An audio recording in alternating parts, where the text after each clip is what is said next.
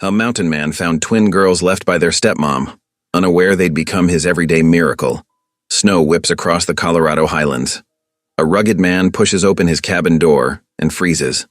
Two little girls sit trembling in the snow, clutching nothing but a ragged shawl and a note that says, "They are not mine. Let the wilderness take them." He takes them in, thinking it's only for one night. But these twins aren't ordinary children. They can trap rabbits, whisper prayers at supper, and sing hymns that silence a whole town. Just when hope begins to stir in his lonely cabin, the sheriff arrives with papers. The girls are to be torn away, sent to an orphanage. And then, one falls deathly ill. With the law against him and prejudice rising all around, the mountain man must decide, will he obey the rules, or fight for the family he never asked for but can't let go? Can one broken man and two abandoned children defy the wilderness, the law, and the weight of the past to find a miracle of their own? Drop a comment below and share which part of the world you're tuning in from today. If you enjoy stories like this, don't forget to subscribe for more. The late afternoon sun cast long shadows across the snow-covered ground as Sam Holt made his way back to his line shack. His boots crunched through the fresh powder, leaving a solitary trail behind him.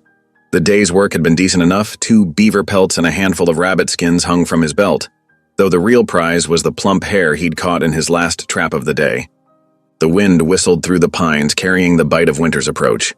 Sam pulled his worn coat tighter around his broad shoulders, his breath forming clouds in the crisp mountain air. The familiar sight of his small, log shack came into view, smoke still rising from the stone chimney where he'd banked the morning's fire. Sam's calloused hands worked quickly to secure his day's catch, hanging the pelts on the drying rack beside the cabin's eastern wall. The hare would make for a good stew tonight, he reckoned, something to warm his bones after a long day on the trapline. He settled onto the rough-hewn bench by his door, pulled out his skinning knife, and set to work. That's when he heard it. So faint at first he thought it might be the wind playing tricks. But there it came again. A whimper, soft and frightened, like a wounded animal. Sam's hands stilled on the knife. His eyes, sharp from years of tracking, scanned the tree line. The sound came once more, clearer this time. Sam set down the hare and stood, his hand instinctively moving to the rifle slung across his back.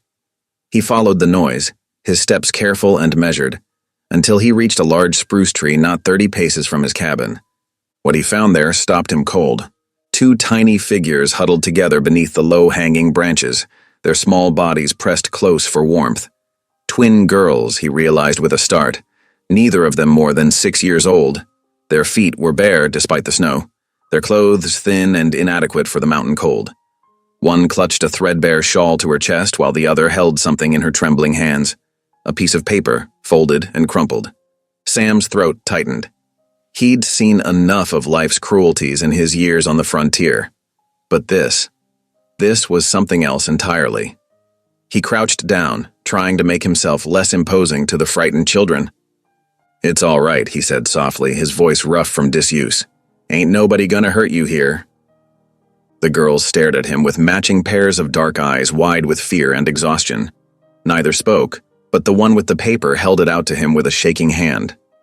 Sam took it carefully, unfolding the worn sheet, to reveal a message written in hasty scrawl. "They are not mine, let the wilderness take them." The words hit Sam like a physical blow.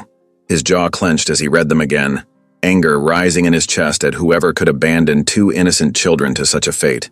He looked back at the girls, noting their bluish lips and trembling forms. Without another moment's hesitation, Sam tucked the note into his coat pocket and held out his arms. "Come on then," he said gently. "Let's get you warm." The girls hesitated only briefly before their need for warmth overcame their fear. Sam lifted them both, one in each arm, surprised at how little they weighed. Their small bodies were ice cold against him as he carried them the short distance to his cabin. Inside, the fire had burned low but still gave off welcome heat. Sam set the girls down carefully on his single wooden chair, positioned close to the hearth. He added more logs to the fire, watching from the corner of his eye as the twins huddled together, their eyes taking in every detail of his simple home. The cabin wasn't much, One room with a stone fireplace, a narrow bed pushed against one wall, shelves lined with preserved foods and hunting supplies. But it was warm and dry, and right now, that's what mattered most. Sam moved to his cooking pot, still hanging from its hook above the hearth. There was enough leftover broth from his morning meal to fill 2 tin cups. He heated it quickly and brought it to the girls, who accepted the cups with trembling hands. "Drink slow now," he cautioned, watching as they sipped carefully at the warm liquid. Some color began to return to their cheeks as the broth did its work. From his bed, Sam retrieved his prized buffalo robe, thick, warm, and large enough to wrap around both small bodies. He draped it over their shoulders, tucking it carefully around their feet. The girls clutched at the edges, pulling it tight around themselves. As the night deepened outside, Sam busied himself with small tasks, stoking the fire, preparing his planned supper, stealing glances at his unexpected guests. The twins remained silent, watching his every move with those solemn eyes. He wondered what horrors they'd seen to make them so quiet, so frightened. The hair would have to wait until morning for skinning. Instead, Sam prepared a simple meal of cornbread and more broth, making sure the girls ate their fill before taking any himself. They consumed the food carefully, methodically, as if unsure when they might eat again. As the evening wore on, exhaustion began to show clearly on their small faces. Sam gave up his bed without hesitation, helping them settle onto the thin mattress, still wrapped in the buffalo robe. They curled together like kittens, their dark heads close together on his single pillow. Sam settled himself in his chair by the fire, telling himself he'd figure out what to do with them come morning. But as he watched their sleeping faces in the flickering firelight, something stirred in his chest, something he hadn't felt since he'd lost his Sarah and their baby to the fever 3 years past. The girl's presence brought back memories he'd tried hard to bury, dreams of the family he'd once hoped to have, the love he'd lost too soon. He'd chosen solitude after that, finding peace in the simplicity of his trapper's life. But now, watching these abandoned children sleep in his bed, he felt the walls he'd built around his heart begin to crack. Tomorrow would bring its own challenges. He'd need to figure out who they were, where they came from, what to do with them. But for tonight, they were safe and warm, and somehow, that seemed like enough. The fire crackled softly as Sam kept his vigil, the wind whistling outside a reminder of what these children had been saved from. Their steady breathing mingled with the familiar sounds of his cabin, the settling of logs, the pop of burning wood, the distant cry of a night bird. Sam's last thought before sleep claimed him in his chair was of the note in his pocket. "Let the wilderness take them," it had said. Well, the wilderness had taken them all right, taken them straight to his door. And something deep inside told him that maybe, just maybe, that wasn't by chance at all. Morning crept over the mountains, bringing with it a bitter cold that traced delicate frost patterns across the cabin's small windows. Sam stirred from his uncomfortable position in the chair, his joints protesting the night spent upright. The fire had burned low, leaving only glowing embers in the hearth. His first instinct was to reach for his rifle, as he did every morning, but the soft sounds of breathing from his bed stopped him. The events of the previous night came rushing back as he looked at the 2 small forms still curled beneath his buffalo robe. As if sensing his gaze, the girls began to stir. They sat up together, their dark hair tousled from sleep, eyes wide as they took in their surroundings in the pale morning light. Sam cleared his throat, uncertain how to begin. "Reckon you girls might be hungry," he said, keeping his voice gentle. The twins nodded in unison, and one of them, the slightly smaller one, spoke up. "I'm Martha, sir," she said softly. "This is my sister Eliza." Sam nodded, grateful to have names for the children. "Well then, Martha and Eliza, let's see about some breakfast." He moved to his storage shelf, pulling down a sack of flour and some preserved apple butter he'd traded for in town. It had been years since he'd made flapjacks, but he remembered Sarah's recipe well enough. As he worked at mixing the batter, the silence of his usual mornings gave way to something entirely different. The girls slipped from the bed, still wrapped in the buffalo robe, and moved closer to watch him work. Their whisper conversations and occasional giggles filled the cabin with unfamiliar sounds. "Mama used to make flapjacks too," Eliza offered, her voice small but clear. "Before she went to the spirit world." Sam's hand stilled for a moment. "Your mama? She was Sheena?" he asked carefully, noting their features that spoke of mixed heritage. Martha nodded. She taught us lots of things before she died. How to find berries, how to make cordage from plant fibers. Her face brightened slightly. We can even snare rabbits. That so? Sam couldn't hide his surprise. These little ones were more capable than he'd first assumed. Eliza nodded eagerly. We could show you, Mama said, knowing how to get food was important, but her voice faltered. After she died, our stepmother didn't want us anymore. Sam's jaw tightened as he poured batter onto his hot griddle. The story was becoming clearer and sadder. She's the one who left you out there? The girls fell silent, but their downcast eyes told him everything. Sam focused on flipping the flapjacks, giving them a moment to collect themselves. When he placed the warm food before them, Martha automatically folded her hands and bowed her head. Creator, she whispered, thank you for this food and for Mr. Sam who helped us. Amen. Sam stood frozen, the simple prayer hitting him like a physical blow. How many times had he watched Sarah do the same, her head bowed over their table? The memory, usually so painful, felt different now, like a gentle reminder instead of a sharp regret. As the girls ate, Sam tried to maintain his resolve. He couldn't keep them. He was a solitary trapper, not a father. The Indian Agency was only half a day's ride away. They'd know what to do with 2 half-Sheena orphans. But watching them eat, seeing how they helped each other cut the flapjacks and shared the apple butter equally between them, made something in his chest ache. These weren't helpless babes. They were survivors like him. Mr. Sam? Eliza's voice pulled him from his thoughts. Could we really show you how we make snares? Mama said it's important to share knowledge. Before he could think better of it, Sam found himself nodding. He followed them outside, where the morning sun had begun to warm the air. The girls worked together with surprising skill, their small fingers weaving grass into sturdy cordage just as their mother had taught them. See? Martha demonstrated the trigger mechanism of a simple snare. The rabbit goes like this, and then… She made a quick gesture with her hands. That's mighty fine work, Sam admitted, impressed despite himself. These children knew more about survival than many grown men he'd met. The morning stretched into afternoon as the girls showed him other skills their mother had taught them. How to identify useful plants, how to move quietly through the woods, how to read animal signs. Their knowledge was a mixture of Sheena wisdom and practical frontier sense, much like Sam's own hard-earned experience. As evening approached, Sam found himself cutting extra firewood, stacking it higher than usual against the cabin wall. He told himself it was just good sense with the cold weather coming, but deep down, he knew he was preparing for more than just tonight. Inside the cabin, the girls had already settled themselves near the hearth, their small bodies wrapped once again in his buffalo robe. They watched him with those solemn eyes as he prepared a simple supper of beans and cornbread. Mr. Sam? Martha's voice was hesitant. Are you sending us away tomorrow? Sam sat heavily in his chair, studying the flames. The responsible thing would be to take them to the agency in the morning. They'd find somewhere for the girls to go, some proper family to raise them. But the thought of those officials, with their cold eyes and stacks of papers, made his stomach turn. Just rest now, he said finally, unable to give them an answer. We'll sort things out tomorrow. The girls seemed to accept this, huddling closer together as the fire crackled.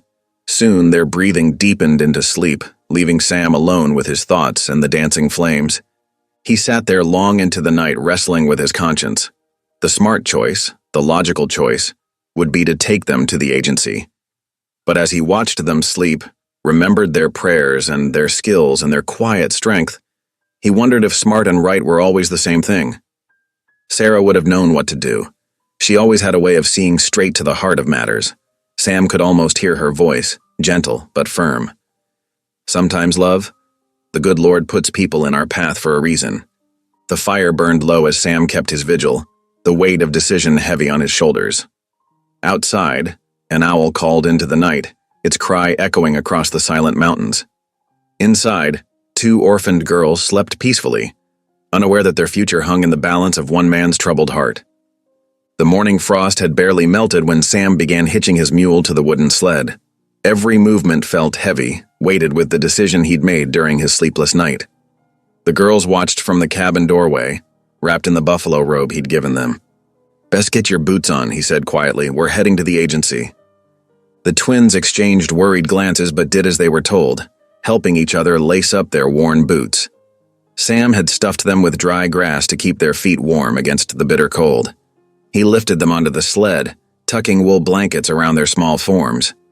The mule snorted, its breath forming clouds in the crisp air as Sam urged it forward. The road stretched ahead, half buried under fresh snow that had fallen during the night. The sled runners cut fresh tracks through the white expanse, the only sound the creaking of wood and the mule's steady breathing. "Mama used to sing when we traveled," Martha said suddenly, breaking the silence. She knew lots of songs. Sam glanced back at them, noting how they huddled together for warmth. "That so? What kind of songs?" "Songs about the land," Eliza answered, her voice brightening. "And about the animals." She said every creature has its own medicine, its own story. "Like the deer," Martha added eagerly. "Mama showed us how to thank them proper when we hunted. She'd sing a special song while she cooked the venison." Sam adjusted his grip on the reins, intrigued despite himself. "Your mama taught you about hunting too?" The girls nodded in unison. "She showed us which parts were best for drying," Eliza explained, "and how to use every piece so nothing was wasted."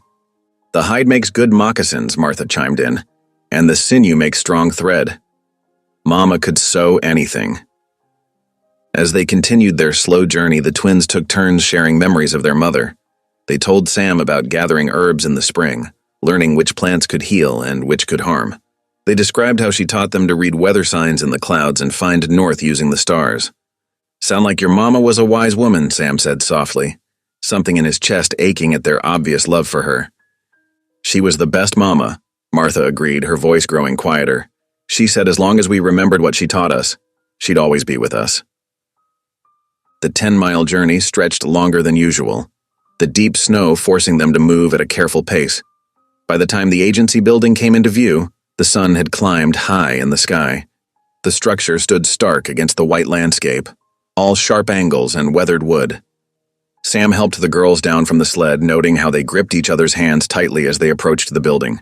Inside, a clerk sat behind a high desk, barely glancing up as they entered. "Yes?" The man's voice was as cold as the wind outside. Sam cleared his throat. "Found these two out by my place yesterday. They were abandoned dash." "Names?" The clerk interrupted, pulling out a thick ledger. "Martha and Eliza," Sam answered, resting a protective hand on each girl's shoulder. "Their mother was Sheena. She passed recently." The clerk made a note in his book, his pen scratching against the paper. "We'll arrange transfer to the mission orphanage. Should have space in about a week." Sam's jaw tightened. "Orphanage? These girls have skills, knowledge of their people's ways." "Standard procedure for cases like this," the clerk cut in. "Half-breed children need proper Christian upbringing." Sam felt Martha tremble beneath his hand. "Now wait just a minute," he said, fighting to keep his voice level. "These girls are capable, well-taught. Surely there's family." "There is mention here," the clerk said, flipping through another book with obvious impatience, "of a grandmother. Lives on Sheena land. But those claims take months to process, if they're processed at all." He shrugged, already turning back to his other work. "The mission will take them next week." "Good day." Sam stood rooted to the spot, anger burning in his chest at the man's dismissal. He looked down at the twins, saw the fear in their eyes, and made his decision. "Much obliged for your time," he said stiffly, turning the girls toward the door. Outside, he lifted them back onto the sled, tucking the blankets around them with extra care. The return journey was quieter, heavy with unspoken worries.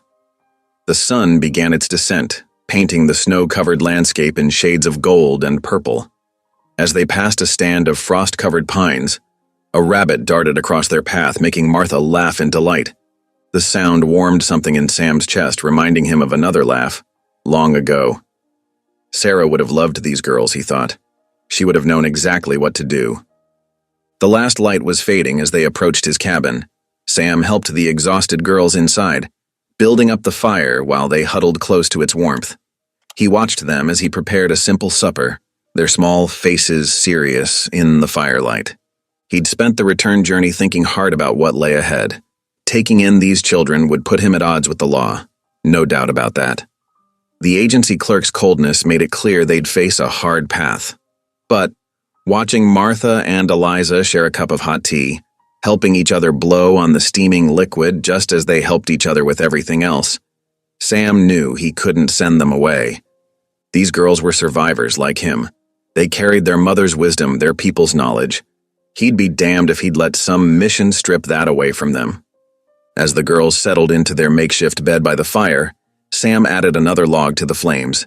Tomorrow, he'd need to start planning. They'd need proper beds, more supplies, warmer clothes, and somehow, he'd have to find a way to reach their grandmother. But for tonight, watching their peaceful faces in the firelight, he allowed himself to feel the rightness of his decision. The law might not be on their side, but Sam Holt had long ago learned that there was a difference between law and justice. Sometimes a man had to choose which one to follow. The morning sun cast long shadows across Sam's cabin floor as he demonstrated the proper way to split kindling. Martha and Eliza watched intently, their small faces serious with concentration. He'd found a lighter hatchet that fit their hands better, though he still worried about them using it. Always keep your fingers well away from the blade, he explained, showing them how to hold the wood. And never rush. Better to take your time than get hurt. The girls nodded solemnly.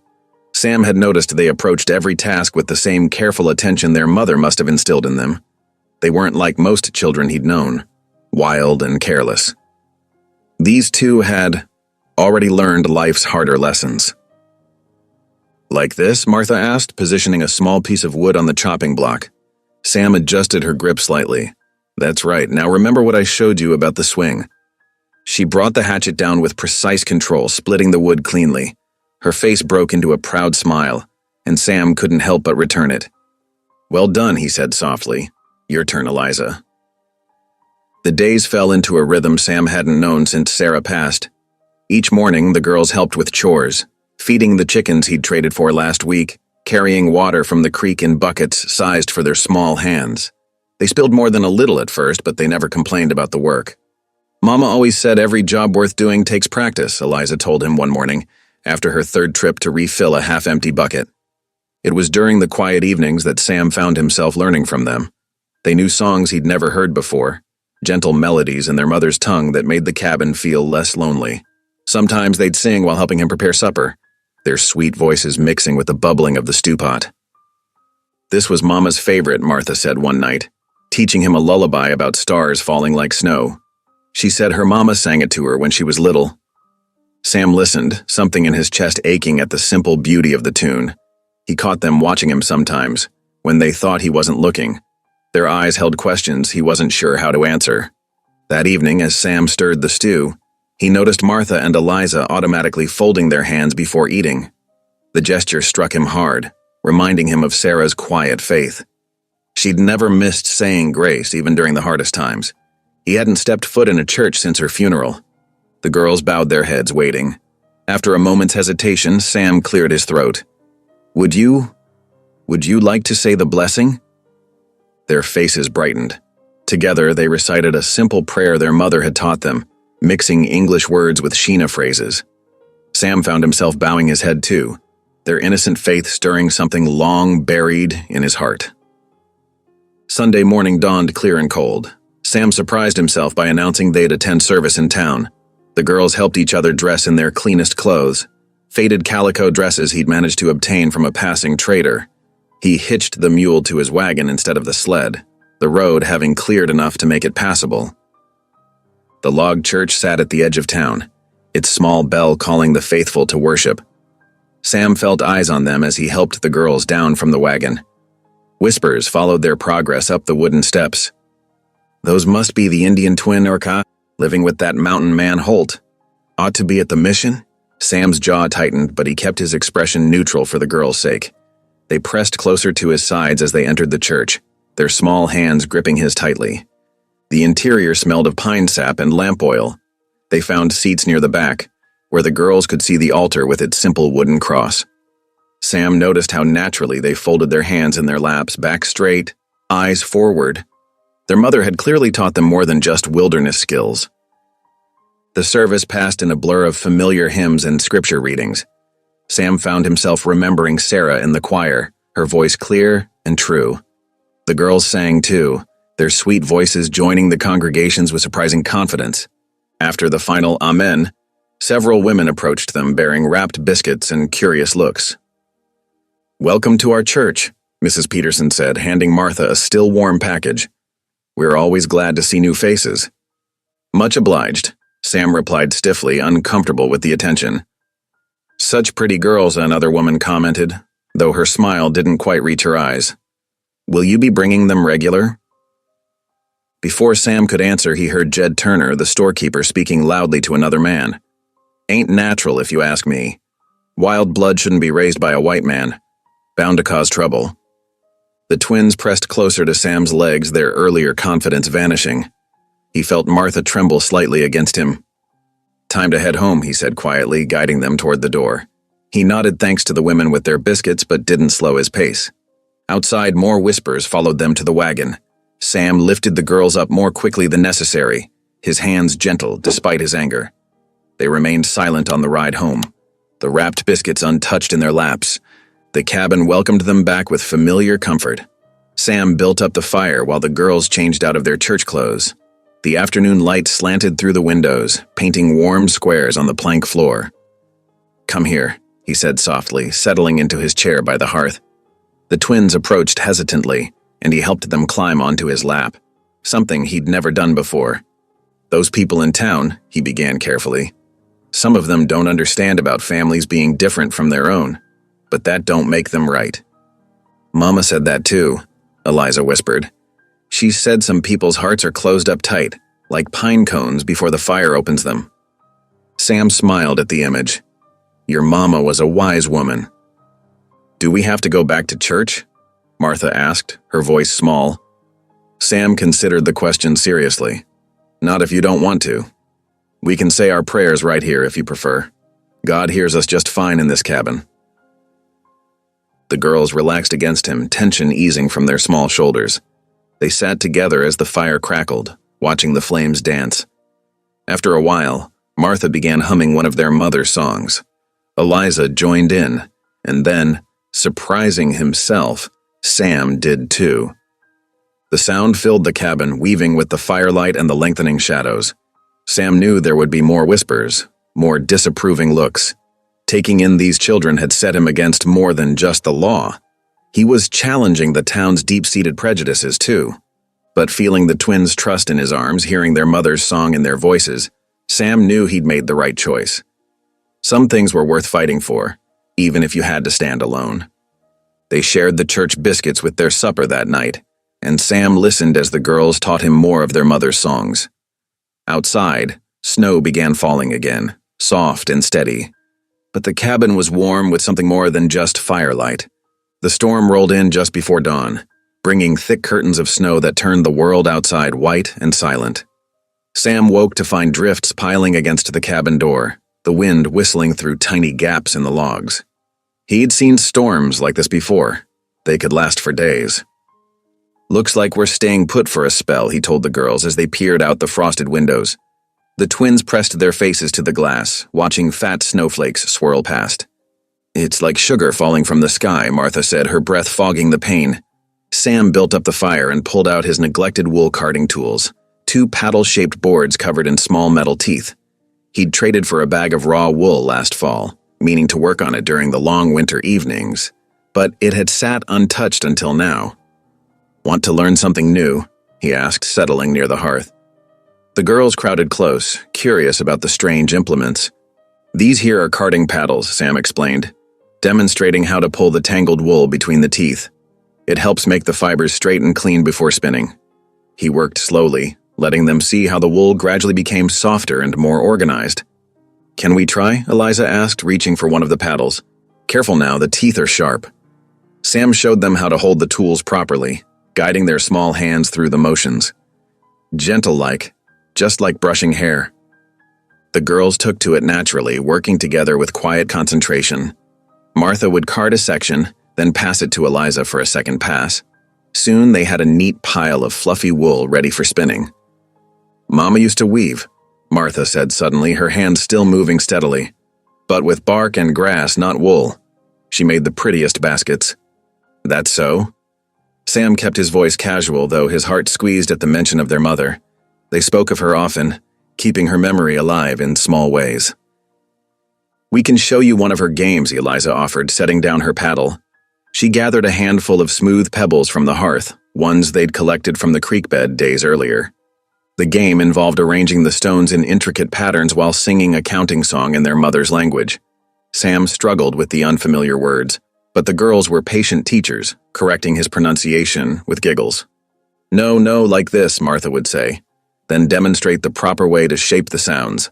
By evening, Sam could manage a rough version of the song, though his accent made the girls laugh every time. The storm raged through the next day, keeping them confined but content. They carded wool, played pebble games, and shared stories. Sam found himself telling tales from his own childhood, stories he hadn't thought about in years. When the storm finally broke on the third morning, Sam realized their supplies had dwindled considerably.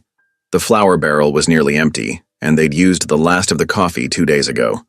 Time for a trip to town, he announced, checking his stack of furs. He had enough prime pelts to trade for what they needed. Bundle up warm, it's a fair piece in the sleigh. The girls helped each other into their warmest clothes, wool stockings, sturdy boots, and thick shawls. Sam had modified some of his old shirts into makeshift coats for them, and though the fit wasn't perfect, they were warm enough. The world outside was transformed. Fresh snow lay deep and unmarked, glittering in the morning sun. Sam hitched the mule to the sleigh, adding extra blankets and heating stones wrapped in flannel to keep their feet warm. The twins settled into the sleigh bed, tucked snugly under buffalo robes. Brass bells on the harness jingled merrily as they set out, the runners cutting clean tracks through the pristine snow. Main Street was busy when they arrived, townspeople taking advantage of the clear weather to conduct their business. Sam helped the girls down from the sleigh, noting how conversations hushed as they passed. Folks still stared, but he held his head high, a protective hand on each small shoulder. The mercantile was warm and crowded, smelling of coffee beans and leather. Sam nodded stiffly to Jed Turner behind the counter, then began sorting through his furs while the girls explored the store's treasures. Look, Martha whispered to her sister, pointing to a shelf of colored glass bottles. Sunlight through the window struck them, casting rainbow patterns on the floor. Something about the dancing lights reminded them of their mother's favorite hymn. Without planning it, they began to sing, their clear voices rising pure and sweet above the store's usual bustle. The effect was immediate. Conversation stopped. People turned to stare. But this time, the looks were different, softer, touched by something in the girl's song. Sam recognized the tune. It was Amazing Grace, but sung partly in English, partly in the Sheena tongue. The twins' voices wove the languages together beautifully, creating something new and haunting. Even Jed Turner's hard expression changed as he listened. The storekeeper's eyes dropped to his ledger, but Sam caught the way his shoulders relaxed, the stern line of his mouth gentling. When the song ended, silence held for a moment. Then Mrs. Peterson, the preacher's wife, spoke up. "What a lovely arrangement.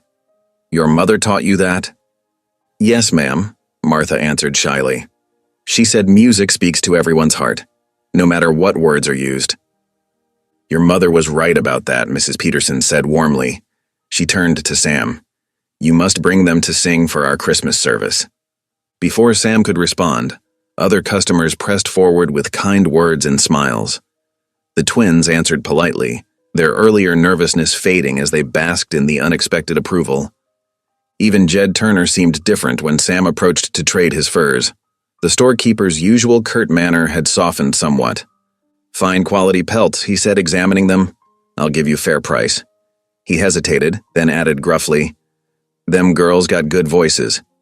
"That they do," Sam agreed quietly. Their trading concluded more favorably than Sam had expected. He was able to get everything they needed: flour, coffee, sugar, and even some peppermint sticks that made the girls' eyes light up. The sun was setting as they loaded the supplies into the sleigh for the journey home. The twins chattered excitedly about their success in town, certain they'd made new friends.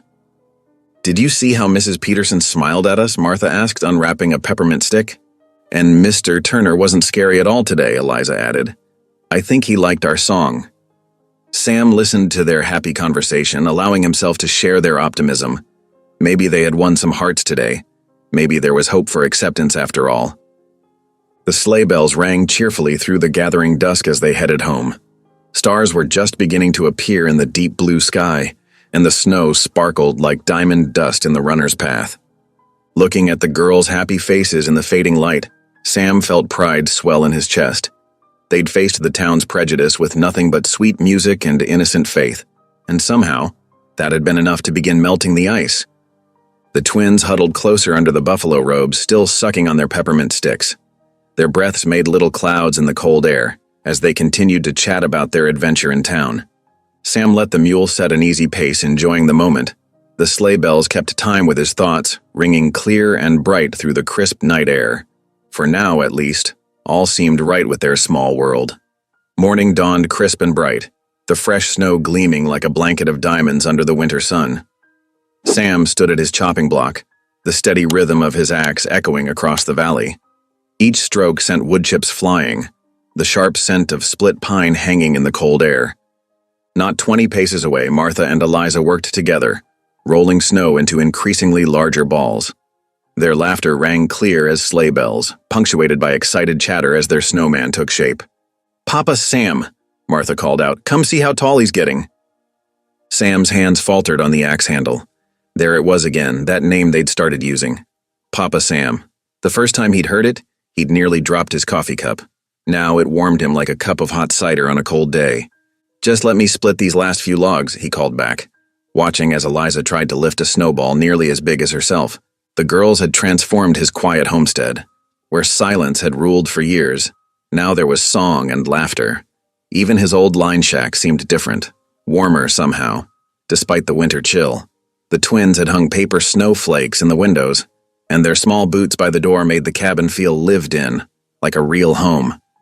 Sam finished his chopping and stacked the wood neatly against the cabin wall. He turned to find the girls struggling with the snowman's head, both giggling as they tried to lift it together. "Need a hand there?" he asked, moving to help. "Yes, please," they chorused. Sam lifted the snowball carefully, settling it atop the other two. The girls immediately set about decorating their creation, using pine cones for eyes and a curved stick for a mouth. "He needs a hat," Eliza declared, looking up at Sam with hopeful eyes. Sam untied his old wool scarf and wrapped it around the snowman's neck instead. "There now. That'll keep him warm." The girls beamed, proud of their handiwork. They spent the next hour playing around their snowy friend, making snow angels and having friendly snowball fights. Their joy was infectious, and Sam found himself joining in more than once, his deep laughter mixing with their lighter tones. As the afternoon light began to fade, Sam herded them inside to warm up. The cabin welcomed them with the smell of bean soup simmering on the stove. While Sam stirred the pot and cut thick slices of cornbread, the twins set their small table with careful precision. "Smells mighty fine," Martha said, trying to mimic Sam's way of talking. It made him smile.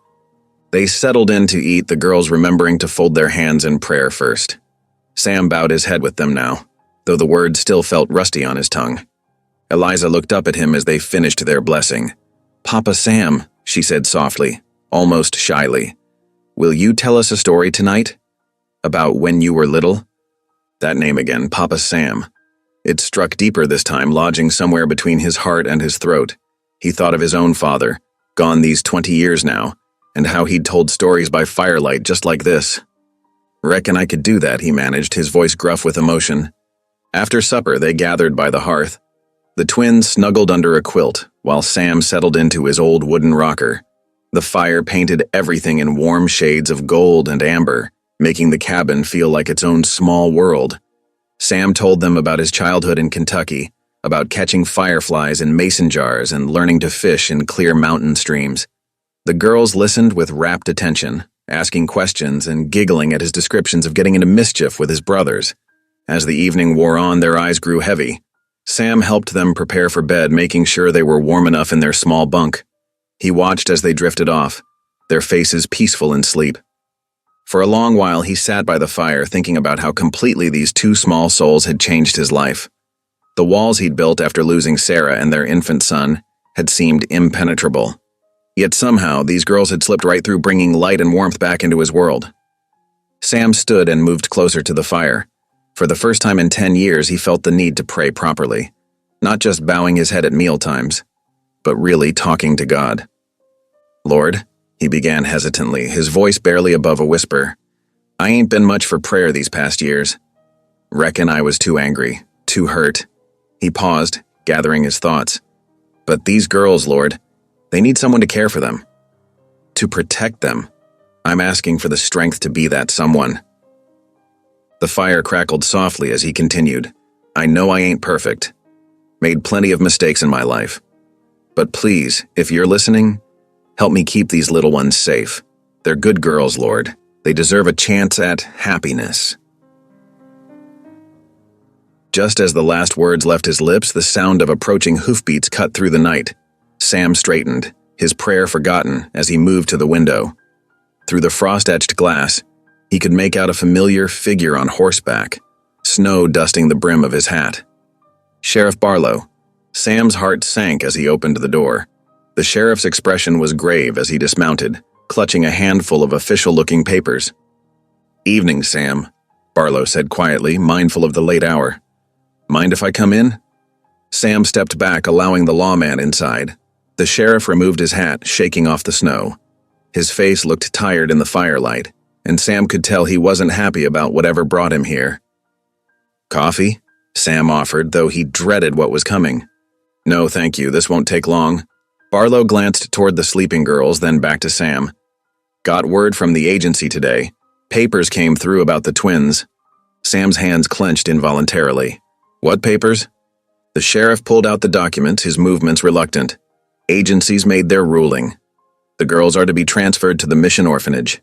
He paused, then added heavily, "Within 3 days' time." The words hit Sam like a physical blow. The warmth seemed to drain from the cabin, despite the crackling fire. He looked at the sleeping twins, so peaceful in their bunk, and felt something crack inside his chest. 3 days? His voice came out rough. That's not enough time. Their grandmother? The claims process is too slow. Barlow cut in, though not unkindly. Agency won't wait. They say the girls need proper schooling. He hesitated. Integration. Sam turned to stare into the fire, its cheerful light suddenly seeming dim and cold. Just hours ago, he'd been playing in the snow with the girls, feeling like a family. Now that fragile happiness lay shattered at his feet. "I have to leave these with you," Barlow said, setting the papers on the table. "I'm sorry, Sam. Truly I am." Sam didn't respond, couldn't respond. He kept his eyes on the fire, listening as the sheriff made his way to the door. The sound of hoofbeats fading into the night seemed to echo the hollow feeling in his chest. From the bunk came the soft sound of peaceful breathing. The twins slept on, unaware that their world was about to change again. Sam sank into his chair, the firelight catching the tears that tracked silently down his weathered face. The papers on the table seemed to mock him, their official seals glinting in the firelight. 3 days. How could he tell them? How could he watch their trust in him break when he explained he couldn't protect them after all? Sam sat there long into the night, watching the fire slowly die down to embers, as cold and gray as his hopes had become. The morning sun cast long shadows across the cabin floor, but its warmth couldn't pierce the heaviness in Sam's heart. He moved through his morning chores like a man walking through deep water, each step deliberate but weighted. The twins noticed his mood, exchanging worried glances when they thought he wasn't looking. Martha appeared at his elbow as he stoked the fire, holding out a handful of perfectly shaped pine cones. "Look what we found, Papa Sam. This one looks just like a star." Her small face beamed up at him, hopeful. Sam forced his lips into a smile, though it didn't reach his eyes. "That's real nice, Martha." He took the pine cone, turning it in his rough hands. "Reckon it does look like a star." Eliza bounded over with her own collection, but her excitement was interrupted by a sharp cough. Sam glanced up, noticing for the first time how flushed her cheeks looked. "You feeling all right, little one?" He reached out to touch her forehead, but she ducked away, eager to show him her treasures. "Look at mine, too." She held up her pine cones, coughing again. This time the sound was deeper, rattling in her chest. Throughout the day, Sam kept a worried eye on Eliza. She grew quieter as the hours passed, her usual energy dimming like a candle running low on wax. By late afternoon, she'd curled up in his old rocker, wrapped in a quilt, despite the warm fire. Martha hovered near her sister, their twin bond evident in her anxious expression. "Papa Sam," she whispered, tugging at his sleeve. "Eliza's not feeling good." Sam knelt beside the rocker, pressing his palm to Eliza's forehead. His stomach clenched at the heat radiating from her skin. The girl's eyes were glassy, her breathing shallow and quick. Just tired, Eliza mumbled, but another cough shook her small frame. Sam moved swiftly to his herb stores, gathering willow bark for tea.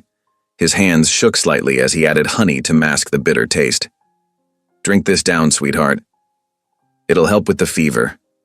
Eliza sipped obediently, but by nightfall the tea seemed to have little effect. Her cough grew worse, each bout leaving her gasping. Sam carried her to the bunk, piling extra quilts around her shivering form. Through the long night, Sam sat vigilant beside the bunk. Martha refused to sleep in the other bed, curling up next to her sister instead. The cabin filled with the sound of Eliza's labored breathing, punctuated by harsh coughs that seemed to tear at her chest. Near midnight, Sam changed the cool cloth on her forehead for the 12th time, his worry mounting as he felt the heat of her skin. The fever wasn't breaking. If anything, it was climbing higher. When the first gray light of dawn crept through the windows, Sam made his decision. Eliza's face was flushed scarlet, her breathing ragged. They couldn't wait any longer. "Martha, get your coat on," he instructed, already wrapping Eliza in every blanket he could find. "We're going to town." The morning air bit fierce and cold as Sam saddled his old mule. He fashioned a makeshift sling across his chest to hold Eliza secure against him, then lifted Martha up behind. The girl's arms wrapped tight around his waist as they set out. The journey into town seemed endless. Every jolting step drew a whimper from Eliza, and Sam's heart clenched at each sound. The sun had barely cleared the mountains when they finally reached the church, where the preacher and his wife kept house. Sam's urgent pounding brought Mrs. Fletcher to the door, her gray hair still in its nighttime braid. One look at Eliza's feverish face had her ushering them inside. "Bring her here quickly," she directed, leading them to a small bedroom off the parlor. "Thomas, fetch my medicine chest," she called to her husband. Sam laid Eliza gently on the bed, reluctant to break contact. Mrs. Fletcher's capable hands were already checking the girl's pulse, feeling her forehead, listening to her breathing. "How long has she been like this?" she asked, efficiently unbuttoning Eliza's coat. "The cough started yesterday evening. Fever got bad through the night." Sam backed away, letting the woman work, his hat twisted nervously in his hands. "I tried willow bark tea, but—" "You did right to bring her in." Mrs. Fletcher's voice was kind but focused. "This sounds like it's settling in her chest. We'll need to break that fever and ease her breathing." Sam found himself ushered into the parlor, Martha clinging to his leg. Through the open door, he could see Mrs. Fletcher mixing medicines, hear her murmuring soothingly to Eliza. The preacher appeared with a steaming kettle, and soon, the sharp smell of medicinal herbs filled the air. The waiting was torture. Sam paced the small parlor, his boots wearing a path in Mrs. Fletcher's rug. Martha sat quietly in a chair too big for her, watching him with solemn eyes. Every cough from the bedroom made them both flinch. The morning crept by. Mrs. Fletcher emerged occasionally to fetch fresh water or different herbs, her expression giving nothing away. Sam's questions met with gentle but firm responses. "We're doing all we can." "Have faith." Faith. The word echoed in Sam's mind as he paced. He'd had precious little of that these past years. But now, watching the sun climb higher in the window, he found himself praying with every step. "Please, Lord. Please not again. Don't take another child from me." Near noon, Eliza's voice drifted weakly from the bedroom. "Papa Sam?" He was through the door in 2 strides, kneeling beside the bed. Eliza's face was still flushed with fever, but her eyes found his, focused and afraid. "Don't let go," she whispered, her small hand reaching for his. Sam's chest constricted so tight he could barely breathe. He gathered her tiny fingers in his calloused palm. "I'm right here, little one. Papa Sam's right here." The words came naturally now, no hesitation. This was his daughter. Both of them were his daughters, law or no law. Looking at Eliza's trusting face, feeling Martha press against his side, Sam knew with bone-deep certainty that he would die before he let anyone take them from him. "I ain't letting go," he promised softly, smoothing Eliza's damp hair back from her forehead. "You rest now. I'll be right here when you wake up." Mrs. Fletcher moved quietly around them, adding more herbs to the steaming kettle, but Sam barely noticed. His world had narrowed to the feel of Eliza's hand in his, the sound of her breathing, the absolute conviction in his heart. No piece of paper could make him more their father than he was in this moment. No law could be stronger than the love that had crept into his heart, turning his solitary life into something rich with purpose. These girls were his to protect, his to raise, his to love. And no force on earth would take them from him. Dawn painted the church windows with pale gold as Sam stepped out onto the porch. His bones ached from sleeping in the hard parlor chair, but he wouldn't leave Eliza's bedside until her fever finally broke near midnight. Now she rested peacefully, Martha curled beside her like a faithful pup. Preacher Fletcher stood at the porch rail, his breath making clouds in the frigid morning air. "The Lord works in mysterious ways, Sam," he said quietly. "Perhaps he sent those girls to heal more than just your solitude." Sam leaned against a weathered post, his eyes on the rising sun. "Been wrestling with that thought myself, preacher. First time I've prayed proper in years was asking to keep them safe. Then maybe it's time to take that faith and put it to work." Fletcher turned to face him. "You must appeal to the agency, Sam. Show them the girls have living kin, their grandmother on the reservation.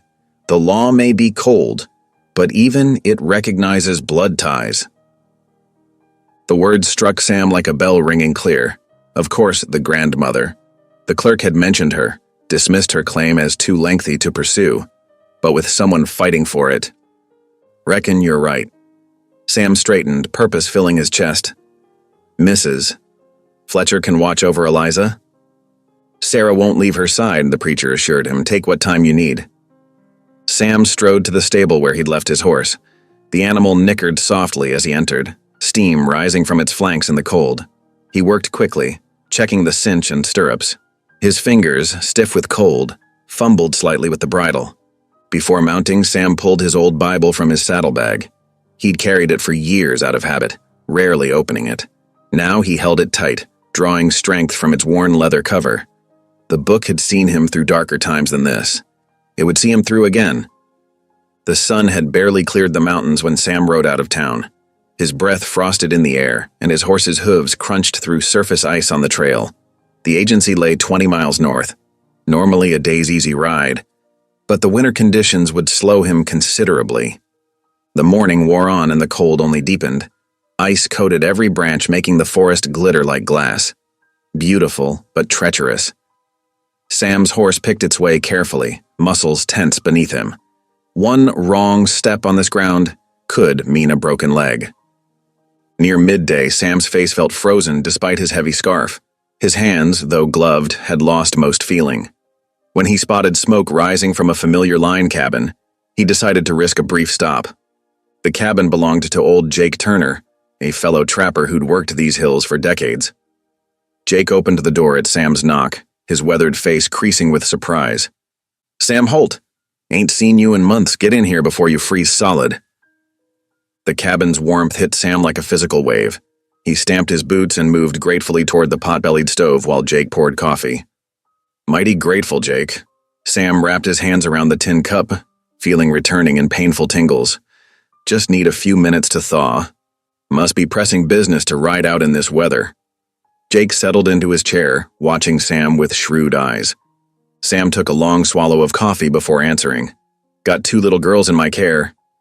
Agency wants to send them to an orphanage, but they've got living kin, their Sheena grandmother.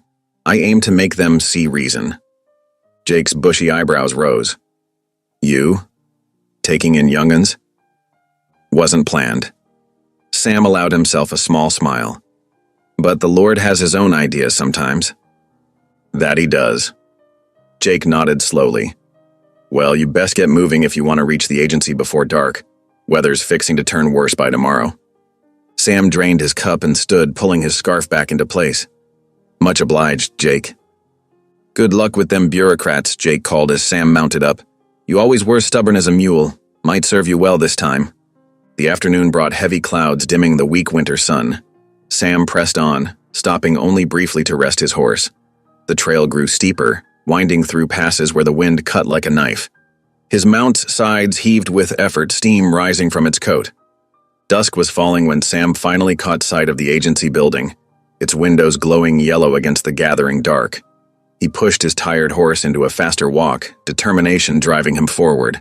The agency clerk was just pulling on his coat when Sam burst through the door, bringing a swirl of cold air with him. "We're closed," the clerk said shortly. "Come back tomorrow." "No." Sam planted his feet, snow melting from his boots onto the wooden floor. "This can't wait." The clerk sighed, recognizing him. "Mr. Holt, I've already explained the situation with those Indian children. Their names are Martha and Eliza," Sam cut in, his voice hard. "And they have living kin, their grandmother on the Sheena reservation. I'm here to file for their placement with her." "That's not how these matters work." The clerk's tone was dismissive. "The paperwork alone would take months, and there's no guarantee." Sam pulled out his Bible, letting it thud onto the clerk's desk. "Says here the Lord commands us to care for widows and orphans. Those girls have family willing to raise them. You'd rather send them to strangers? The Mission Orphanage is a properly sanctioned facility. Their grandmother is proper kin," Sam insisted. "She can teach them their mother's ways, keep them connected to their people. Ain't that worth more than some orphanage?" The clerk adjusted his spectacles, clearly annoyed. "Mr. Holt, I sympathize with your attachment to these children, but there are procedures, protocols." "Then show me the procedures." Sam leaned forward, planting both hands on the desk. "I'll fill out every paper you've got. I'll wait as long as it takes, but I ain't leaving until you start the process proper."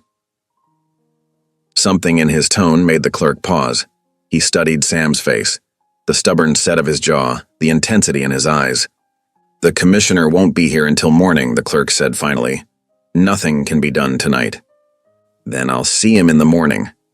Sam straightened up, settling his hat firmly. "Where's your stable?" The clerk pointed wordlessly toward a side door.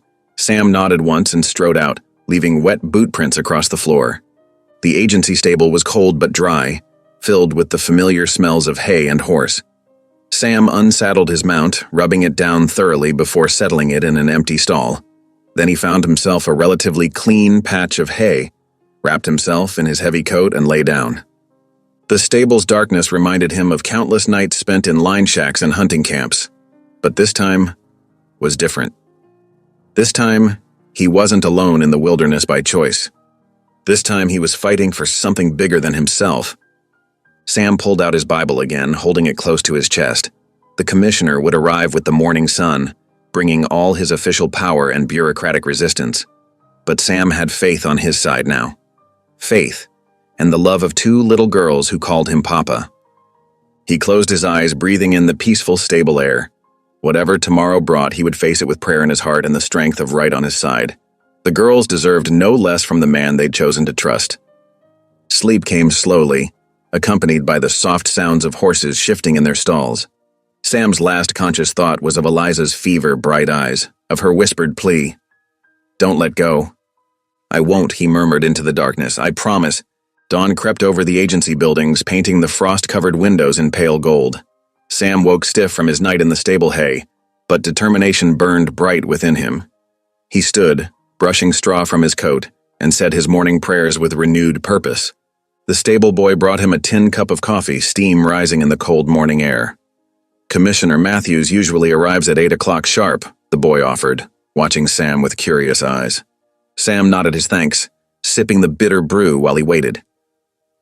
Sure enough, as the town clock struck 8, a well-dressed man trudged through the snow toward the agency door, his arms full of papers. Inside the office, Sam found the clerk from yesterday already at his desk, shooting him an irritated glance. The commissioner settled heavily into his chair, spreading documents across every available surface. "Commissioner Matthews?" Sam removed his hat. "Name's Sam Holt. I need to speak with you about Indian affairs, yes." Matthews didn't look up from his papers. "Johnson here told me you spent the night waiting. Must be important." "It's about two little girls, sir. Twins." Sam stepped forward, gripping his hat tighter. "They were abandoned near my property about 2 weeks back. Their mother was Sheena, passed on last summer. Stepmother left them to die in the cold." That got Matthews' attention. He looked up, removing his spectacles to study Sam's face. "And you took them in?" "Yes, sir. Martha and Eliza, they're called." Sam's voice softened, speaking their names. "Smart as whips, both of them. Know their letters, can sing hymns prettier than any choir." "Mr." Holt Matthews sighed, rubbing his temples. "I have 200 unresolved claims on my desk. Land disputes, treaty violations, missing persons. What makes your case so urgent?" Sam drew himself up straighter. Sir, these girls have living kin, their grandmother on Sheena land, but your clerk here says they're bound for the mission orphanage instead. Standard procedure for abandoned Indian children, Matthews nodded. The mission provides education, proper Christian upbringing. Their mother already gave them that, Sam interrupted, then caught himself. Begging your pardon, sir. But these girls pray every night, know their Bible stories. Their grandmother could teach them their mother's ways, too. Medicine, plants, tribal history. Seems to me that's worth more than an orphanage bed. Matthews studied him for a long moment. The morning light through the window caught the silver in his hair, the tired lines around his eyes. You seem unusually invested in this matter, Mr. Holt. I made them a promise, Sam said simply. Won't break it now. The commissioner shuffled through some papers, frowning. The process for tribal placement is complicated. We'd need testimony, character witnesses, proof of the grandmother's capability to provide care, documentation of their mother's tribal membership. I'll get it all, Sam said firmly, every bit of proof you need. Matthews sighed again, but something in his expression softened slightly. Very well. I'll review the case, but only with proper testimony. Get statements from respected townspeople, church leaders if possible. Bring me evidence of the grandmother's situation, then we'll talk. It wasn't the victory Sam had hoped for, but it was a start. He nodded gravely. Much obliged, Commissioner. I'll be back with what you need. Outside, the morning had warmed slightly, though frost still glittered on every surface. Sam mounted his horse, thoughts already racing ahead to who might speak for the girl's cause. The ride back would be long, but at least the sun was with him this time. Midday found him following the familiar trail through pine-covered hills. His mount's hooves kicked up powder snow, and his breath frosted in the cold air. The sound of approaching hoofbeats made him pause, alert for trouble. But it was Reverend Miles who appeared around the bend, bundled against the cold on his sturdy mare. The preacher's face broke into a smile of recognition. Sam, the Lord's timing is surely at work here. He urged his horse alongside Sam's. I was just heading to check on you and the girls. How fares little Eliza? Better, I pray, though I haven't seen her since yesterday morning. Sam filled the Reverend in on his mission to the agency, the commissioner's requirements for testimony. Reverend Miles listened intently, nodding. When Sam finished, the preacher's eyes were bright with purpose. Brother, you shall have all the support we can muster. My wife and I will gladly testify to the girls' character and your care of them. And I believe others in the congregation will stand with us. You do that? Sam's voice roughened with emotion, even knowing it might stir up trouble. The Lord's work often does, Miles smiled. But I've seen how those children have touched hearts in our community. Even those who were skeptical at first have been moved by their faith and sweet spirits. He reached over to clasp Sam's shoulder. Ride home to your girls. I'll speak with the congregation, gather statements from those willing to stand with you. We'll show the commissioner that this community supports keeping them with their own blood. Sam's throat felt tight. Much obliged, Reverend, more than I can say. They parted ways, the preacher turning back toward town while Sam continued homeward. The afternoon sun warmed his back, and hope warmed his heart. He wasn't alone in this fight anymore. Dusk was gathering when Sam finally rode into town. Light spilled from the windows of the preacher's house, and his heart quickened as he dismounted. Before he could knock, Mrs. Miles opened the door, her face wreathed in a warm smile. Come in, someone's been watching for you all day. He barely made it through the door before small arms wrapped around his legs. Papa Sam, you came back. Sam knelt to gather both twins close, his eyes burning as he felt their warm, solid presence. Eliza's face was cool now, no trace of fever in her bright eyes. Martha clung to his neck, whispering, We prayed for you lots and lots. Those prayers worked powerful well, Sam managed, his voice rough. He looked up to find Mrs. Miles watching them, her own eyes suspiciously bright. Eliza's fever broke last night, she reported. Nothing short of a miracle, if you ask me. Though that willow bark tea probably helped too. The girls wouldn't let go of him as he stood, one clinging to each hand. Their small fingers were warm and sure in his grasp. Together, they moved to the kitchen table, where the remains of supper still waited. Eat, Mrs. Miles commanded, setting a plate before him. Then you can tell us everything. Over coffee and cornbread, Sam recounted his journey, the commissioner's requirements, and Reverend Miles's pledge of support. The twins listened with wide eyes, their heads together as they absorbed every word. "Will we really get to stay with you?" Martha asked softly when he finished. "And see grandmother too?" Sam gathered them close again, breathing in the familiar scent of soap and wood smoke in their hair. "That's my aim, little ones. Got good people helping us now." Eliza's small hands folded together. "Can we pray about it?" "We surely can." Sam bowed his head as the girls' clear voices rose in simple, heartfelt prayer. Their faith wrapped around him like a warm blanket, strengthening his resolve. Tomorrow would bring new challenges, but tonight, holding these precious souls close, Sam knew with bone-deep certainty that he was exactly where the Lord meant him to be. Whatever it took, however long the road, he would see this through. Mrs. Miles watched them from her rocking chair, her knitting forgotten in her lap. The lamplight caught the tears on her cheeks, but she was smiling. Sometimes her expression seemed to say, love was its own miracle. Outside, snow began to fall softly in the gathering dark, but inside, wrapped in prayer and purpose, Sam and his girls were warm in the light of hope. The church bell rang clear through the crisp morning air as Sam helped the twins down from his wagon. Martha smoothed her best dress while Eliza adjusted the ribbon in her hair, both gifts from Mrs. Miles. Their boots crunched on fresh snow as they made their way toward the little log church. "Remember what we practiced?" Sam asked softly. The girls nodded, their faces serious. They'd spent the evening before rehearsing their hymn, wanting it perfect for today. Inside, lamplight warmed the wooden walls. The twins drew closer to Sam as they felt curious eyes upon them. Some faces showed kindness, others doubt. They slipped into their usual pew near the back, the girls folding their hands neatly in their laps just as their mother had taught them. Reverend Miles stood at the pulpit, his Bible open before him. His gaze swept the congregation, settling briefly on Sam and the twins with gentle encouragement. As the last stragglers found their seats, he cleared his throat. "Brothers and sisters," he began, his voice filling the small space. "Today I wish to speak about justice, not merely the justice of man's laws, but true justice as our Lord commands it." Sam felt himself straighten. The girls sat very still beside him, sensing the weight of the moment. "In Micah 6 verse 8 we are told what the Lord requires of us," the Reverend continued. "To act justly, and to love mercy, and to walk humbly with your God." Simple words, yet how often do we struggle with their meaning? He closed his Bible, stepping from behind the pulpit to address them directly. Sometimes man's laws, though well-intended, fall short of God's justice. Sometimes what seems proper and orderly in human eyes fails to serve the higher law of love. A murmur rippled through the congregation. Sam noticed Sheriff Barlow shift uncomfortably in his seat near the front. "Consider the story of Moses," Miles went on. "By man's law, by Pharaoh's decree, he should have perished in the Nile. Yet God had other plans. Through the courage of his sister, the compassion of Pharaoh's daughter, that child was saved. Not just saved, but raised to become God's instrument of liberation."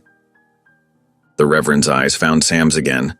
"Today we have among us a similar choice between man's law and God's justice.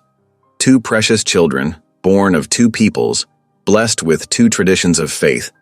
By man's reckoning they should be sent away to strangers, but I ask you, is that God's justice?" Martha's small hand slipped into Sam's. He squeezed it gently. "These girls have living kin, a grandmother who shares their heritage, their mother's wisdom. They have found a guardian whose love for them reflects our Father's own care for his children. Are we to tear them from this providence simply because it doesn't fit neatly into our human systems?" The Reverend's voice softened. "I have watched these children pray. I have heard them sing praise to God in two traditions. I have seen how they've brought light to a lonely man's life, and how he has given them the security of a father's love. Tell me, is there not more of God's justice in this than in any official decree?" Sam blinked hard against the moisture in his eyes. Beside him, Eliza leaned against his arm, her face peaceful. "After the service," Miles concluded, "Brother Sam will speak to us about these matters. I ask you all to listen with open hearts, remembering that our Lord's justice flows from love, not from rules carved in stone."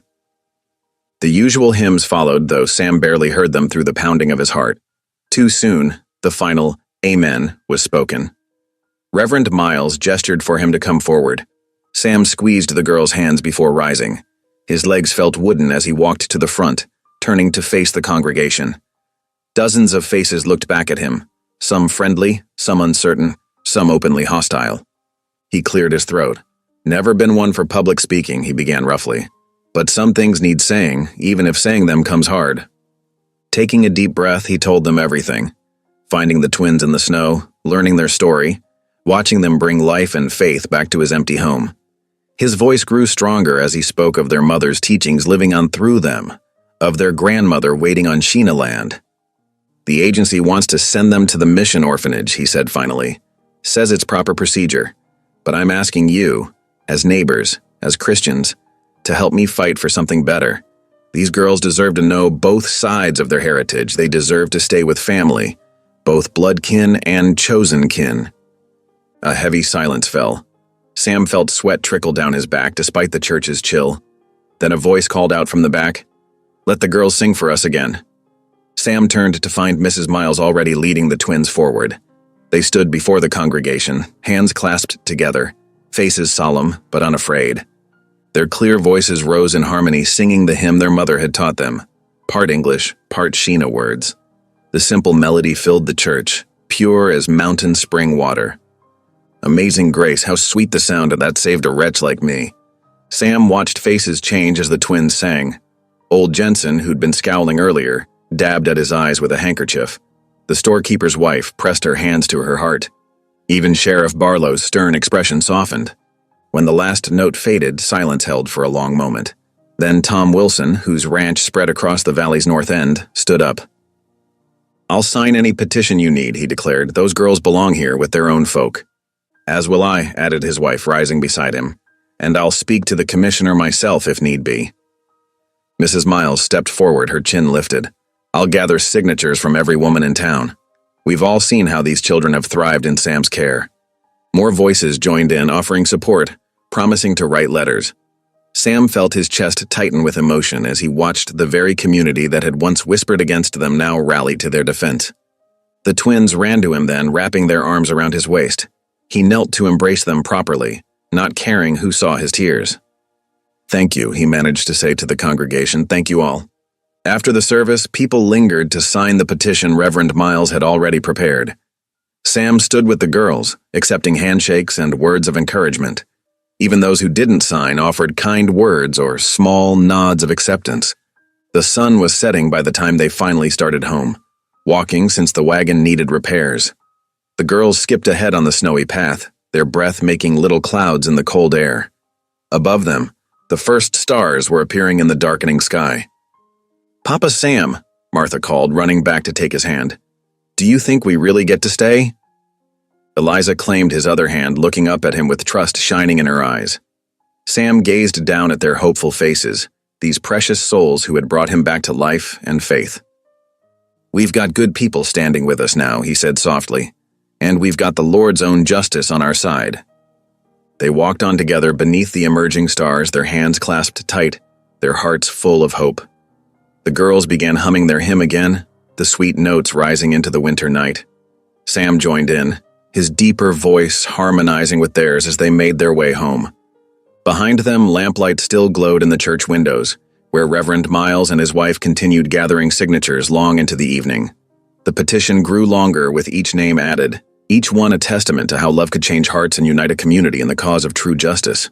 The morning sun cast long shadows across Main Street as Sam made his rounds with Reverend Miles. They carried the petition from store to store, watching it grow longer with each signature. The merchant who'd once muttered about wild blood now signed without hesitation, even offering the girls peppermint sticks next time they visited. "Remarkable how things change," Reverend Miles observed, carefully folding the paper. "Yesterday's opponents become today's advocates." Sam nodded, adjusting his worn hat against the glare. "Still can't quite believe it myself. Whole town's different since Sunday." They paused outside the telegraph office where the operator's wife was teaching her children to build a snowman. She waved warmly, reminding Sam of how Martha and Eliza had done the same just days ago. "God works in mysterious ways," the Reverend said, smiling. "Sometimes it takes children to teach adults what really matters." The afternoon wore on as they gathered more signatures. Sam's boots crunched through fresh snow, his breath clouding in the crisp air. At the livery stable, 3 ranch hands eagerly added their names. Even the blacksmith, a man of few words, made his mark with a resolute nod. That makes 42 names, Reverend Miles counted, squinting at the page. Nearly every adult in town. Sam felt hope rising in his chest, tempered with caution. Still got to convince the commissioner.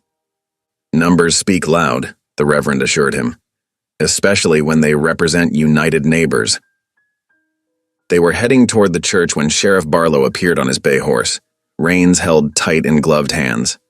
His expression was troubled as he surveyed the street. "Evening, Sheriff," Sam said carefully, noting the man's unease. Barlow dismounted slowly, boots hitting the packed snow with deliberate care. "Sam, Reverend." He glanced at the petition visible in Miles's coat pocket.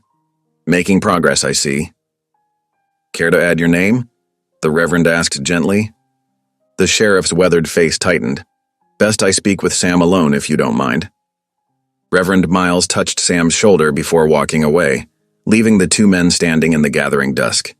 Wind whistled between the buildings, carrying the scent of wood smoke. "Walk with me," Barlow said, leading his horse. They moved away from the street toward the quiet stretch behind the livery. The sheriff's spurs jingled softly with each step. Sam waited, sensing the weight of unspoken words. Finally, Barlow stopped, facing the purple mountains on the horizon. "Been doing this job 15 years, he began, voice rough. "Followed every order, enforced every paper put in front of me. Thought that made me righteous." Sam remained silent, watching the older man struggle with memories. Back in '63, got orders to clear mixed families from government land. Barlow's fingers worked the leather reins. Had to separate children from parents, send them to different territories, all legal, all proper, on paper. The wind gusted, carrying a child's distant laughter. The sheriff's shoulders tensed. "Still hear them crying," he continued quietly. "Still see mothers reaching for their little ones. All because I was following orders, being proper." Sam thought of Martha and Eliza, of their small hands clasped in prayer. Must have been hard. Hard? Barlow's laugh was bitter. Was cowardly. Could have found better ways. Could have helped them stay together. Instead, I just followed papers. He turned to face Sam, eyes haunted. "Seen those girls of yours pray. Heard them sing. Been trying to tell myself this is different, that I'm just doing my duty again." "But," Sam prompted softly, "maybe I've been wrong," Barlow admitted, the words seeming to pain him. "Wrong to enforce every paper without question. Wrong to think law books hold all the answers." Sam's heart quickened, but he kept his voice steady. "Law's meant to protect, ain't it? Protect families, protect children." "Supposed to." The sheriff sighed heavily. "Sometimes wonder if we forget that. Get too caught up in procedures and proper channels." They stood in silence as the sun slipped lower, painting the snow in shades of rose and gold. A train whistled in the distance, its sound echoing off the mountains. "Town's standing together on this," Sam said carefully. "Whole community sees what's right for the girls." Barlow nodded slowly. "Noticed that. Never seen folks here so united about anything." He paused, choosing his words. "If enough people stand firm, well, might be hard for one sheriff to enforce removal orders, especially if he happened to be delayed by other duties." Sam felt warmth spread through his chest despite the chill air. "Reckon that's true." "Not saying I won't do my job," Barlow added quickly, "but maybe there's more than one way to uphold the law. Maybe sometimes justice needs a longer path." He mounted his horse with practiced ease, settling into the saddle. "You're giving those girls a good home, Sam. Anyone can see that. Just hope the commissioner sees it too." Sam watched him ride away, hope blooming stronger in his heart. The sheriff's words felt like another piece falling into place, another thread in the web of support growing around his small family. The walk home seemed shorter than usual, his steps lighter despite the deep snow. As he approached the cabin, warm light spilled from the windows, and the sound of girlish laughter drifted through the evening air. Inside, he found Martha and Eliza kneeling by the hearth, carefully tending to several ash cakes nestled in the coals. The cabin smelled of cornmeal and wood smoke, and something sweeter. Hope, perhaps, or the simple joy of belonging. "Papa Sam," they called in unison, faces glowing in the firelight. "We're making ash cakes like Mama taught us." Sam hung his coat by the door, drinking in the scene. Martha wore one of his old shirts as an apron, The sleeves rolled up countless times. Eliza had tied her hair back with a faded ribbon, her tongue poking out in concentration as she checked the cakes. "Smells mighty fine," he said, moving closer to inspect their work. "Your mama taught you well." "She said ash cakes taste best when shared," Eliza informed him solemnly, carefully turning one with a stick. Martha nodded eagerly. "And we saved the blackberry preserves, Mrs. Miles gave us. Can we use them?" "Reckon we can," Sam agreed, settling onto his chair by the fire. He watched them work, these two precious souls who had transformed his lonely cabin into a home filled with warmth and prayer and laughter. For the first time, he allowed himself to imagine a future stretching beyond the next few days. He pictured summers teaching the girls to fish in the creek, winters gathered around this same hearth sharing stories. He saw them growing tall and strong, carrying their mother's wisdom and their two cultures with pride. Martha retrieved the preserves while Eliza carefully lifted the ash cakes from the coals. They settled on either side of his chair, offering him the first serving with solemn ceremony. "We should pray," Martha reminded them, reaching for his calloused hand. Sam clasped both their small hands in his, bowing his head as they recited their mother's prayer. Part English, part Sheena words. The familiar phrases filled the cabin with peace, and he added his own silent prayer of gratitude. Looking at their happy faces in the firelight, Sam felt certainty settle in his heart. Whatever came next, they would face it together. The town stood with them, the sheriff's conscience was awakening, and even the law might bend toward justice when enough good people joined hands. Martha carefully spread preserves on his ash cake while Eliza leaned against his knee, humming their hymn softly. Outside, snow began to fall, but inside the cabin, love and hope burned bright as the hearth fire, warming them all. The winter sky hung low and gray, promising more snow as Sam led the twins through knee-deep drifts toward the cedar grove.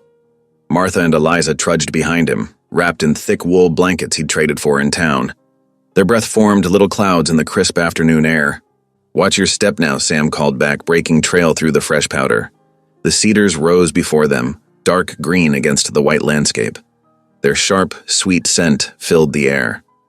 "Papa Sam," Martha called, her voice muffled by her wool scarf. "Why do cedars stay green when other trees sleep?" Sam smiled at her curiosity. "That's their nature. God made them strong against the cold." He pulled his axe from his belt. "Like he made you girls strong." The twins beamed at that, standing straighter despite the cold. Sam showed them how to select good branches, ones full and green, but not so big they'd harm the tree. "Remember what your mama taught you about taking from nature?" he asked, positioning his axe. "Only what we need," Eliza recited promptly, "and give thanks after." "That's right." Sam swung the axe carefully, the sharp blade biting into the cedar wood with a solid thunk. The branch fell into the snow, releasing a burst of fragrance. They worked steadily, gathering an armful of sweet-smelling boughs. The girls helped drag them into a pile, their cheeks red with cold and effort. Sam had just finished binding the branches with twine when he heard it, the distant thunder of hoofbeats. He straightened, instantly alert. "Girls," he said quietly, "come here." They hurried to his side as 5 riders emerged from the trees. Their clothes marked them as railroad men, surveyors by the look of their equipment. The leader, a hard-faced man with iron-gray hair, reined his horse to a stop. "This is railroad land now," he announced without greeting. "You're trespassing." Sam kept his voice calm, though his hand tightened on his axe handle. "No, sir, this is public forest. Has been since before I settled here."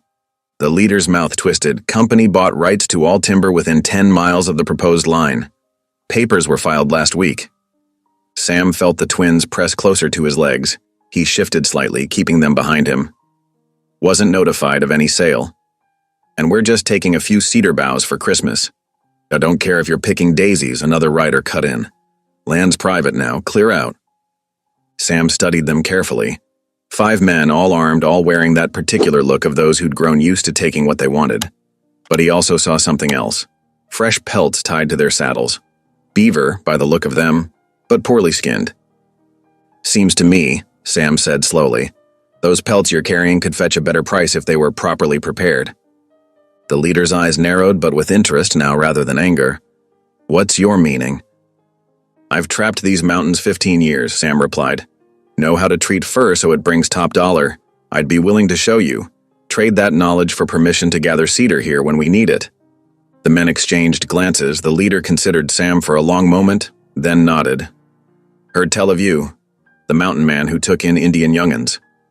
Sam felt the girls tense at his sides. He rested his hands gently on their shoulders. "These are my daughters," he said firmly. Something flickered in the leader's face, surprise perhaps, or reluctant respect at Sam's tone. He dismounted, leading his horse closer. "Show me what you mean about these pelts," he said gruffly. Sam spent the next quarter hour pointing out proper skinning techniques, explaining how to stretch and cure the furs for maximum value. The other men gradually drew closer, listening with obvious interest. "Worth twice as much if you do it right," Sam concluded. "I can write down the steps if you'd like." The leader rubbed his chin thoughtfully. "Reckon that knowledge is worth something." He glanced at the cedar boughs.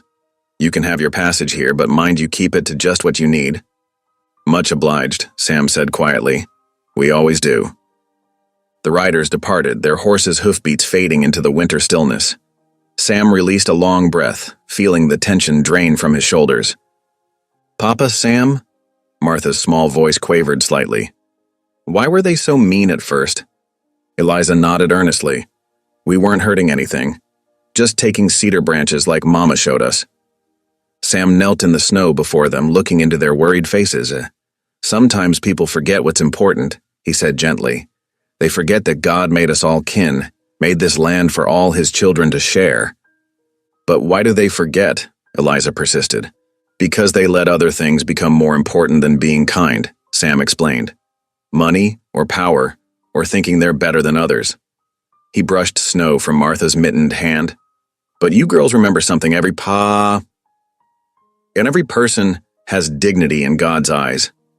Even those men back there. That's why we treated them with respect, even when they weren't respectful to us." The twins considered this solemnly. "Like when you showed them about the pelts?" Martha asked. "That's right. Sometimes the best way to remind folks of their kindness is to show them your own." They gathered up their cedar boughs and began the trek home.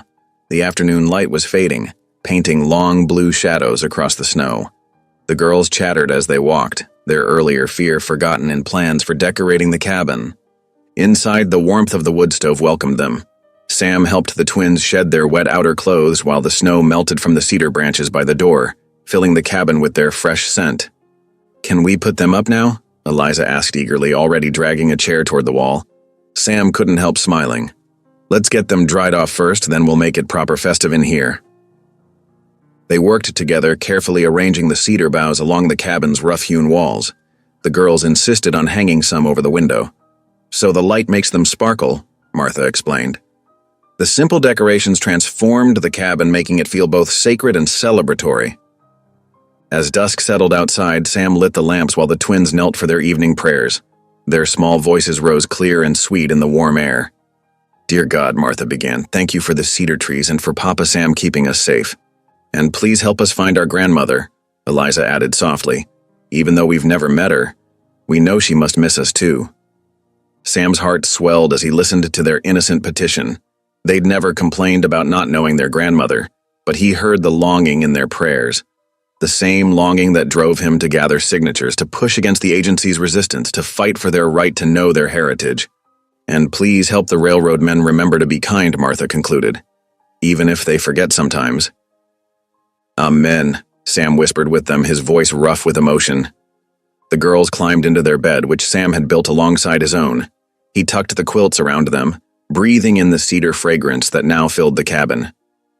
"Tell us about our grandmother again," Eliza requested sleepily. "What did Mama say about her?" Sam settled onto the edge of their bed. "Your Mama said she was wise in the old ways, knew about healing plants and stories that went back generations. Said she had gentle hands but a strong spirit." "Like Mama," Martha murmured, her eyes already closing. "Yes, like your Mama." Sam smoothed their dark hair. "And like you girls." He watched them drift into sleep, their faces peaceful in the lamplight. The cedar boughs cast gentle shadows on the walls, and outside, snow began falling again. Sam moved to the window, gazing out at the white darkness. Somewhere out there, a grandmother waited, perhaps praying for these same precious girls. Sam touched the cold glass, his resolve hardening like ice. Soon, He would find a way to bridge the distance between them all. Soon, these children would know all their family, the one they'd found and the one they'd been born to. But for now, the cabin held them safe and warm, wrapped in cedar branches and love and simple prayers. Sam returned to his chair by the fire, letting peace settle over him like a familiar blanket. Tomorrow would bring its own challenges, but tonight, in this moment, all was well. Dawn painted the agency windows with pale light as Sam straightened his collar and gripped the leather folder containing the petitions. His boots echoed on the wooden floors as he made his way to the commissioner's office. The commissioner looked up from his desk, spectacles catching the early sunlight. "Mr. Holt, back again, I see." "Yes, sir, but not alone this time." Sam placed the folder before him. "These are signed statements from townsfolk who know the girls, who've seen how they thrive in my care." The commissioner opened the folder slowly, thumbing through the pages covered in signatures. His eyebrows lifted slightly as he read testimonials from the preacher, storekeepers, and ranchers' wives. "Well, this is certainly thorough," he admitted. "Perhaps we should—" The door swung open and an army officer strode in, brass buttons gleaming. "Commissioner Davis, I trust you haven't forgotten regulations regarding Indian children." His voice carried the hard edge of authority. "The mission school awaits their transfer." Sam's jaw tightened. These girls have living kin, their grandmother on Sheena land. They deserve— "Regulations are clear," the officer cut in. "Until proper documentation." A commotion in the outer office interrupted him. The door opened again, revealing Reverend Miles leading a group of townspeople. Ranchers, still in their work clothes, stood beside women in their Sunday best. The preacher's wife carried yet another stack of papers. "Begging your pardon," Reverend Miles said firmly, "but we've come to speak for these children." The commissioner adjusted his spectacles, clearly startled by the crowd filling his office. "This is most irregular." "Maybe so," a rancher's wife spoke up. "But those girls sing in our church now. They're part of our town." Others nodded, murmuring agreement. The preacher stepped forward, laying more signatures on the desk. "We're asking you to consider what's right, not just what's written in your books." The commissioner glanced from the petitions to the determined faces before him. Even the army officer shifted uncomfortably under the united gaze of the townspeople. After a long moment, the commissioner cleared his throat. Perhaps we can postpone the transfer, at least until we've made proper inquiries about the grandmother." Sam released the breath he'd been holding, feeling hope surge in his chest. "I'll send a rider to the Sheena lands today," the commissioner continued. "If the grandmother can be found and verified, we'll consider her claim." He raised a hand as the army officer began to protest. "The law also speaks of kinship rights, Captain. We'll honor those first." The townspeople smiled, several patting Sam's shoulder as they filed out. The matter wasn't settled. Not yet. But for the first time, Sam felt the weight of isolation lift. He wasn't fighting alone anymore. The days crept by like molasses in winter. Sam found himself checking the horizon more often than usual, hoping to spot a rider with news about the girl's grandmother. Each morning, he would step onto the porch, coffee cup steaming in the dawn air, and scan the valley below. The waiting gnawed at him worse than any hunger he had known. But life at the cabin settled into comfortable rhythms. Sam discovered teaching the twins brought him unexpected joy. One crisp morning, he showed them how to repair his beaver traps, their small hands mimicking his movements as he demonstrated the proper way to oil the springs and test the mechanisms. "Like this, Papa Sam?" Martha asked, carefully working the metal parts. "That's right," he nodded, pride warming his chest. "Gentle now, just like I showed you." The girls proved quick studies, whether mending traps or learning to identify animal tracks in the snow. Their eagerness reminded Sam of his own childhood, and stories began spilling from him like water from a spring thaw. "When I was barely older than you two," he told them one evening as they sat by the fire, "my pa taught me to read weather in the clouds.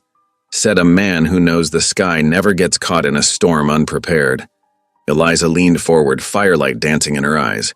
"Tell us more about when you were little."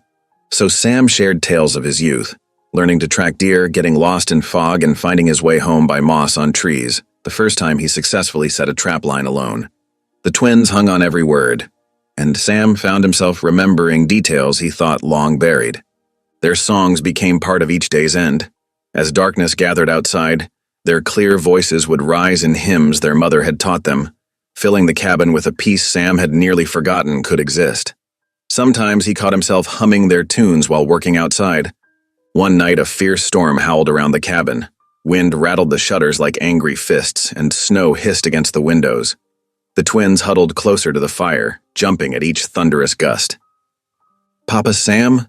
Martha's voice was small against the storm's fury. "Will you always keep us?" Sam set down his whittling and drew both girls onto his lap.